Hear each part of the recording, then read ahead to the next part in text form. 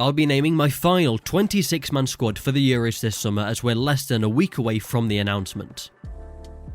So back in March I named my 23-man squad. At the time it was 23 men instead of the 26 that we can pick now. It means that players that we couldn't get in before can now maybe get in with the extra 3 spots. So let's begin with the defenders, and we're going to use the sponsor for this video, OneFootball, to take a look at the players. So my defenders in March were Maguire, Stones, Mings, Walker, James, Trent, Shaw and Chilwell, and we can see on the OneFootball app in the last England call-up we had Chilwell, Mings, James, Cody, Walker, Stones, Maguire, Trippier and Shaw. What I noticed straight away with my selections in March in the defence is that I didn't have enough centre-backs. I needed to pick another centre-back. We can see on OneFootball that Southgate went for Connor Cody. Will I select him? We'll see later in the video. On the app here we can tap onto Connor Cody and go to his statistics for the season. We can see defence statistics, we can see distribution. The app is great for that, looking at how players have performed throughout the season so you can make better decisions for your England squad. As well as that, you can keep up to date with all the information surrounding the Euros by downloading the app. All you need to do is click the link in the description. In the midfield then, you've got Calvin Phillips, Declan Rice, Mason Mount, Phil Foden, James Maddison and Bukayo Saka. In this squad in March I wanted to get all of those players that we talk about in the team, Foden, Maddison and Grealish. But possibly in the squad now that might have changed. With the forwards we've got Harry Kane, Raheem Sterling, Jadon Sancho, Marcus Rashford, Dominic Calvert-Lewin and Jack Grealish. Now apart from the exception of a 4th centre-back in this 23-man squad, other than that I'm quite happy with it. But 2 months later now, in May, just before the official England announcement, some changes need to be made and some new players need to be added. But before we get into it, I would really appreciate it if you could like the video. It helps support the channel if you enjoy these England selection videos. As well as that, if you haven't already, subscribe to the channel as we're coming up to the Euros now. We're going to have all the England Euro content as we get closer. Alright then, now as you've hopefully clicked the subscribe button, let's get into my final England squad. The goalkeepers remain straightforward for me: Pickford, Henderson and Pope. Sam Johnston is an option, but at the same time I think these are the top 3 English goalkeepers and they haven't done anything wrong to be dropped out of the team. So I keep those 3 as my goalkeepers, the same as I picked in March. For the list of defenders then, well, here are the players that I picked back in March in that 23-man squad, and I'm gonna keep it the same in the 26-man. This is all of course bearing in mind that Harry Maguire is fit and he can return from the injury he's currently got. Without him in the team, I think the perspective of England going into this Euros really changes. He can get a lot of criticism, and especially over the last season at Manchester United, and of course he can make mistakes here and there. However, for England I think he's a massive part of the team, and we saw that in the World Cup, especially from attacking set pieces. England were really good at attacking set pieces in the Russia World Cup back in 2018, and I think Harry Maguire in the box to be a presence to head in the ball is a massive part. I think it's quite funny how the centre-back partnership back in the World Cup was Harry Maguire and John Stones. In the time between then and now, we've maybe seen their form dip a little bit and not be the starters in the team. However, it's come back to the Euros in 2021 and they're back in the team. They're probably the most important players for England. We know we've got quality in depth in the attack, but we don't really have the same thing in defence. The other centre-back that I keep in there from my March squad is Tyron Ming, and people will debate over this one. He's in some people's squads and he's not in others, but I keep him in there for that back 3 formation and having that left foot of his. We don't really have that in other players, so that's why I take him along. I do understand in that back 3 with the wide centre-back on the left, you could instead look to play Luke Shaw instead of Tyron Mings. So in all honesty, I don't really think he'll play too much, especially in the bigger matches, but he gets into my 26-man squad. My new inclusion, however, another centre-back that I'm going to take along is Ben Godfrey. Now, really the debate to have at the back here is Ezri Konsa or Ben Godfrey. They're both 23 years of age, both young centre-backs that you could take along for the experience that they can have, and as young centre-backs that have potential, have a great future in the Premier League and potential in the England squad in the future, I think it's good to take one of these players along. I just picked Ben Godfrey from Everton due to some of the performances and things that I've seen from him over the last season. I think for one, his passing is a little bit better than Konsa. He's a bit more versatile and has played in the fullback position, so that's the reason why his passing is better. Stepping out of the defence, putting his body on the line, being a brave centre-back, I'm impressed by what I've seen from him. I don't really think he'll play at all, but to go along for the experience being in the England team, I think it could be really good for him going forward. Let me know in the comments about this one, Godfrey or Konsa, who would you take in the England squad and why would you take them? Now, while we're on the topic of defenders, I think we've got to mention Trent Alexander-Arnold. There's a report recently that he isn't going along and instead Kieran Kieran Trippier will still be going. Now, when this happened, I put out a tweet. If you don't follow me on Twitter, the link is in the description if you want to follow me, but I said here that Trent not in the Euro squad, personally I take him. You can see Southgate is prioritising the defence in this competition to not make silly mistakes we've seen so often with England, so I understand the decision. I take him but don't start him, a good option from the bench. Now that's the thing for me at the end there. I take him but I don't start him in my England team. I think there's been a lot of overreaction that, you know, he's got to be in the England team. He completely changes the way that we play. I don't really agree with that. The way he can impact the England squad, however, I think is coming off the bench to give us a bit more creativity on that right hand side if we're struggling throughout the second half of a match. I think that's where he comes in brilliantly. If we're playing with a back four, then I don't think Trent Alexander-Arnold plays. However, if we've got the three centre-backs and wing-backs, then I think that's where Trent can come into the side. For me, it's quite obvious to see that Southgate wants to minimalise the amount of mistakes that this England squad will make in defence. We've got to have a base, a proper foundation that we can rely on to defend in a match, because we know if we can defend and get the ball to Jack Grealish, Phil Foden, whoever it may be, Mason Mount if he's playing, then we can create great chances for Harry Kane, who is one of the best strikers in the world. I do believe England have a great chance of winning this competition. However, it means that you've got to have a strong defence, and personally I don't see that strong defence with Trent in the side. Just imagine a percentage, a number which represents the capability of making defensive mistakes in a game. Southgate's looking at that number and saying, how do I get that as low as possible? And that's why we'll possibly not see Trent in the official squad announcement. It's also why we're probably going to see two defensive midfielders starting in the first 11. People complain about the two defensive midfielders, which I completely understand. We've got so much attacking talent that we want to be on the pitch. At the same time though, in years gone by with England in these tournaments, we've complained about them making poor mistakes. So once again, something to talk about in the comments. Get in there and let me know about the situation with Trent. Is Southgate right not to take him along to the Euros, or should he be in there for his creative qualities? So into the midfield then, these are the players that I'm keeping in the side that I picked in March. We've got Calvin Phillips, Declan Rice, Mason Mount, Phil Foden and Bukayo Saka. So we are missing James Maddison. I just think there's other players that I'd rather have in the squad now, and we've got a lot of attacking talent, so I don't really think James Maddison needs to be in there as well. He's a great attacking midfielder that I've loved watching in the Premier League, but someone that I want to watch play for England more is Jude Bellingham. I didn't choose him before, so this is another new inclusion along with Ben Godfrey, and from seeing him play for England when he got called up by Southgate, seeing him in the Champions League with Borussia Dortmund, I really like what I see from him, and I think England needed another midfielder to come in who is quite well rounded, and I think Jude Bellingham is exactly that. He's not an attacking midfielder, but he's not a defensive midfielder either. He's a bit of both. It seems like quite an easy decision to make to take him along, which is weird because you can forget he's 17 years old. With how mature his performances are and the quality that he shows, he turns 18 in the middle of the Euros. I think we need to give him an early birthday present of getting into the England Euro squad. Plus with Bellingham, I don't think he's just going along for the experience. I think he will play. Not every game, not as a guaranteed starter, but I think now and again he can play a good part in this team. Another midfielder that I didn't include in my March squad, but I would take him now, is Jordan Henderson. If I was still doing my 23-man squad, I don't think Henderson would be in there, but with it being 26 and with the leadership that he has, the experience of going to the World Cup, getting to the semi-final of that competition and knowing how they got there, I think it would be good to take him along too. A player that I've got in there, but when it comes to making my first 11, I don't really think about him too much, and that's Bukayo Saka. Being truthfully honest, I think I could pick someone else instead of Bukayo Saka, but at the same time I know why I did originally put him in the squad, and that's because he can play in many different positions. I think he's one of the players that goes along but maybe doesn't get too much game time. For the forwards then, well, here are the selections that I picked in March that are still in the squad now. No one's been removed here, it all stays the same from March. However, I'm going to use my last one available spot and give it to Mason Greenwood. The start of the Premier League season for him was really difficult with off the pitch issues, and of course issues that he had with the England squad and Gareth Southgate himself. However, he's turned that around in the second half of the season. His performances have been a lot better, and I think that should be rewarded with a place in the Euro 2020 squad. England have a lot of creative players that can play out wide with Grealish and Foden. As goal scorers out wide, we've got Marcus Rashford on the left, and I think we can have Greenwood on the right. If we're creating chances in a match, but we just need someone else to put it in the back of the net, Mason Greenwood is the player to bring off the bench. Let's mention some players that aren't in the squad. In terms of defenders, you've got Ezri Konsa, Conor Cody, Kieran Trippier and Eric Dyer missing out on my squad. Conor Cody can very easily get into the England squad. I think Southgate likes him, the personality that he can bring to the dressing room as well. I think that's a big thing that he'll consider that we don't really know. Kieran Trippier is one that I fully expect to be there. He's not in my plans, however, when I come to think of the England squad, squad and I think of Southgate, he's always there. And let's just say I'm not totally against Kieran Trippier going. I know what he can bring to the side and I know why Southgate likes him. And then Eric Dyer, he's a player that I keep forgetting about because he just definitely doesn't get into my team. I don't even think about it. If he goes, I'll be annoyed. Let's just leave it at that. If he's in the squad, then we'll talk about it a little bit more. In terms of midfielders, James Maddison, who we talked about, another midfielder, Jesse Lingard. He's a great little player for the energy that he brings, the goal scoring instinct, getting into the right positions. It's sort of like the more I think about it and talk about it, I want to take him in the squad. Maybe another thing to talk about in the comments, Jesse Lingard, would you put him in the England squad? Now I will let you know, a last minute change that I made was Ollie Watkins out of my 26-man squad. He was in there, and since that England call-up, well, he scored another 3 and assisted another 2 in the Premier League. He's been in good form. You know what, this is one that I won't write off. I think he could get in. I think it would be harsh on whoever he replaces in the squad. You could maybe see Mason Greenwood not getting in for Ollie Watkins. I'm not sure I'd agree on Mason Greenwood missing out, but I could see it as a surprise decision he makes. That is how England win the Euros. Drop a like on the video if you did enjoy it, and if you want England to win the Euros, leave a like on the video. The Euros is just around the corner, so make sure you click the subscribe button to make sure you don't miss out on all the content.